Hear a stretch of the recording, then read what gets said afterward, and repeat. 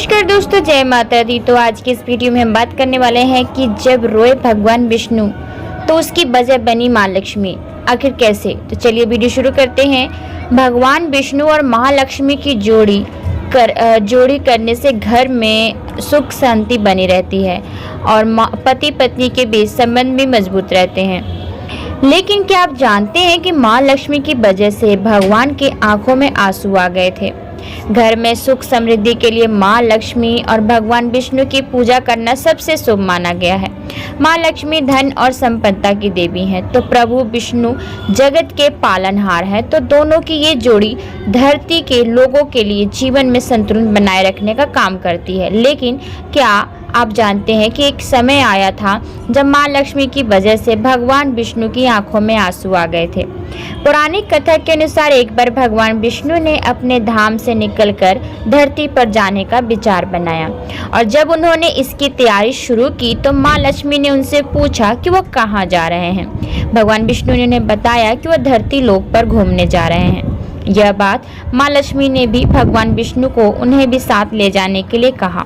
तो भगवान विष्णु बोले कि तुम मेरे साथ चल सकती हो, लेकिन एक शर्त है कि तुम धरती पर पहुंचकर उत्तर दिशा की तरफ नहीं देखो। माँ लक्ष्मी ने शर्त मान ली और जैसे ही माँ लक्ष्मी और भगवान विष्णु धरती पर पहुंचे तो सूर्य देव उदय हुए थे और रात में हुई बारिश की वजह से आसपास का हरियाली की वजह से धरती काफी सुंदर नजर आ रही थी, जिसके चलते वह भूल गई कि उन्होंने विष्णु जी को कुछ वचन दिया है और वह उत्तर दिशा की तरफ मुड़ गई और उस सुंदर बगीचे में चली गई।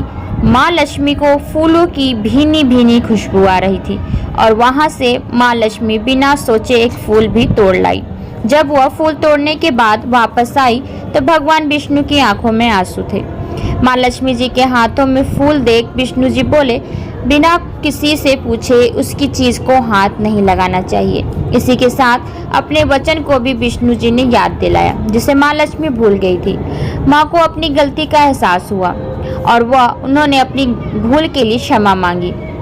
भगवान विष्णु ने कहा कि तुमने गलती की है और तुम्हें सजा अवश्य मिलेगी। जिस माली के खेत से तुम ये फूल बिना पूछे ले आई हो, उस घर में अब तुम नौकर बनकर रहो। भगवान विष्णु के आदेश से माँ लक्ष्मी उस माली के घर चली गई। माँ लक्ष्मी ने उस समय एक गरीब औरत का रूप धारण कर लिया था। माँ लक्ष्मी ने माली के घर रहकर अपनी सजा पूरी की और जब उस माली को इस बारे में पता चला तो वह गरीब औरत और कोई नहीं माँ लक्ष्मी है।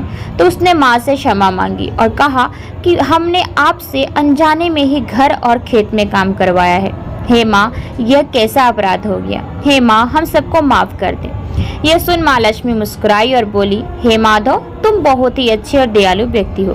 तुमने मुझे अपनी बेटी की तरह रखा, अपने परिवार का सदस्य बनाया। इसके बदले मैं तुम्हें वरदान देती हूँ कि तुम्हारे पास कभी भी खुशियों की और धन की कमी नहीं रहेगी।